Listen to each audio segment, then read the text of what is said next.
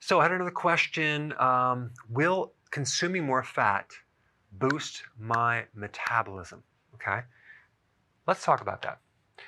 There's a couple of factors that you need to know. Number one, out of all the type of foods that you can eat, fat is the lowest on the insulin index.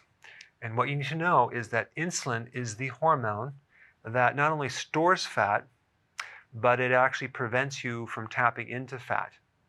So what really affects the metabolism more than anything is the amount of insulin in your body. And that also relates to how much insulin resistance you have, because your body's just going to make more insulin and slow down your metabolism to the point where no matter what, you can't lose weight. So if you wanted to speed up your metabolism, you want to keep insulin low. Also, fat is the thing that will satisfy you and allow you to do intermittent fasting a lot longer, because it is essential to allow yourself to go longer without eating and not being hungry, okay? Intermittent fasting is the other tool to really help reduce insulin and heal insulin resistance to the point where your metabolism is a lot faster. So fat is really a key thing to help you heal your metabolism. Now, just to give you another example, there's another diet out there called the ideal protein diet, okay? And we're going to talk about that. The good thing about ideal protein is it is low carb, okay? So you're going to lower insulin and you are going to lose weight. And they do recommend vegetables. Okay, great. The bad thing about ideal protein is that it is low fat proteins. Now the problem with that, if you're going low fat, guess what? You're going to be hungry all the time. You're not going to be satisfied. And this is why they recommend 4 meals a day. And the other big problem is that they're recommending these powdered protein meals, okay? The quality is extremely low. Soy protein isolates, even soy oil, which is GMO. Milk proteins, whey protein, which is very low fat protein, which is the highest thing on the insulin index, okay? And then some synthetic vitamins. So it's very low quality protein that is low fat. And this is why you have to consume the frequent meals.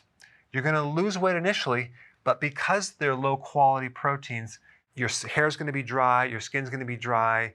I've noticed a lot of people, when they do it, they look older. It's not a healthy thing to do. And I also noticed this in my clinic. When people come in after doing it for a period of time, a lot of them have gallbladder problems and liver problems, and even gallstones, because when you go low fat, higher protein, it's really hard on the liver, combined with doing this high omega-6 fatty acid GMO soy powder, and also the milk that they're using is from cows that are fed GMO grains. So we're having a combination of some inflammatory proteins, which is not good for your liver. When you go through phase 1, then phase 2, phase 3, phase 4, so you start this diet, you lose the weight, and then these other phases like phase 3, you're allowed to put the grains back in. You're allowed to put some of the sweet things back in, okay? And then the maintenance program, I want to talk about that. This is what they recommend in the maintenance program. It's an easy maintenance program. Okay, breakfast. You can actually start eating whole wheat bread and cereal again. You can do yogurt and cottage cheese as long as it's low fat. You can do your fruit or fruit juice, okay, tea and coffee. And then for lunch, you can have meat and fish, preferably lean meat, no sauces. Side dish, vegetables as much as you want. Wow, that's great. And then they go, fats are tolerated because they can't be avoided. I don't understand what they mean by that. Dairy products, cheese accompanying with your salad, cottage cheese, low fat, and then yogurt, low fat yogurt with all the carbohydrates. Okay, afternoon. If you want a snack, choose the following: fruit, yogurt, whole grain muffin, or some dark chocolate. Dinner. Now check this out. 150 to 200 grams of complex carbohydrates. You have to weigh it and cook it.